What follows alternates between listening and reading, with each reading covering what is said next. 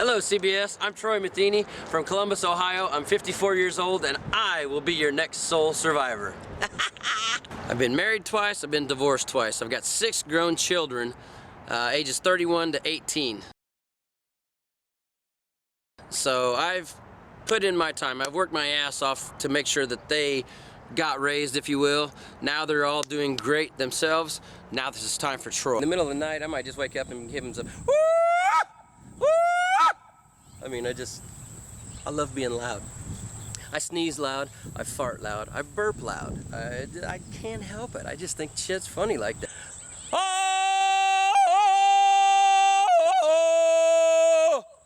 I'm a high school graduate. I never went to college. I started working as soon as I got into high school. Quick little story. When I was in 7th grade, we used to go out and shovel snow. To knock on this lady's door, I asked her to shovel her driveway, make a couple dollars, and she told me I was too small. And that killed me inside. I went home and I cried myself to sleep. And I woke up the next day and I told myself that nobody would ever tell me that I couldn't do something.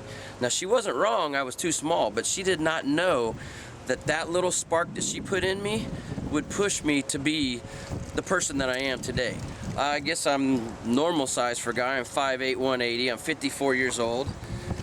And I don't go to the gym because my jobs I've been in construction for most of my life. They've always kept me really physically fit.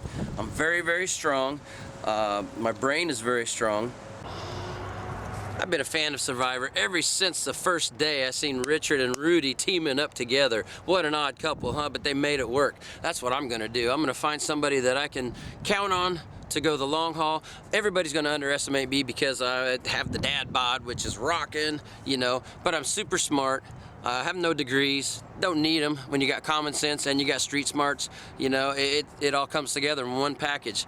I'm a glazer, which is a lot to do with putting windows in, but it also amounts to everything around the outsides of the buildings. We do steel work, we're iron workers, we are carpenters, we use all the hand tools, we use heavy duty cranes for some of our lifts.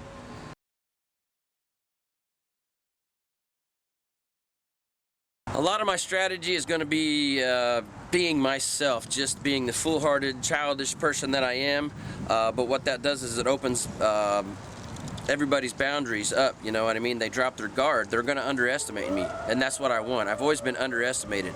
Nobody's going to out-hustle me. Nobody's going to outwork me. I hunted, I fished, I trapped with my father when I was young.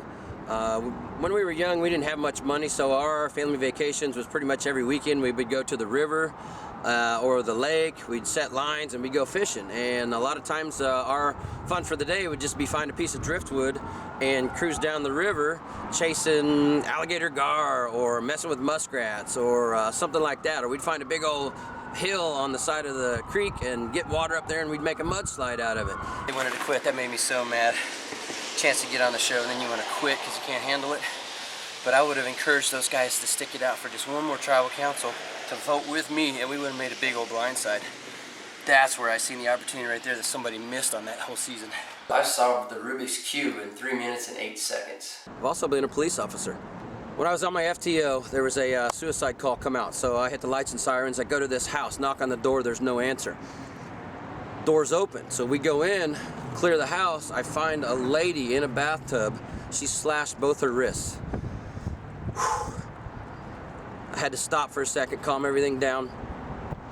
Just blood in the water everywhere, and I had to wait, and I seen her she breathed a little bit, so the water moved. And I called my partner, I'm like, she's still alive! So since we had cleared the house, they let the medics come in. They get her out of the water, they get her to the hospital. 5 hours, 6 hours later, she is in recovery, so I have to go back to her and I get some more information from her. And the last thing I told her was, please get some help. So I know that one person can make a difference. I think some of the past players that I really appreciate, of all of them, I think Rick Devens was the one who had to scramble hard. He woke up early, he went and searched for idols. He knew he had to do it for himself, and that's what I'm gonna do. Out of the 3 things, the outwit, outplay, outlast, you really only gotta do 2. I'm gonna outwit you and I'm gonna outplay you, because if I do those 2 things, I'm gonna outlast you. It's just simple mathematics, all right? 2 out of 3, I'm gonna win every time.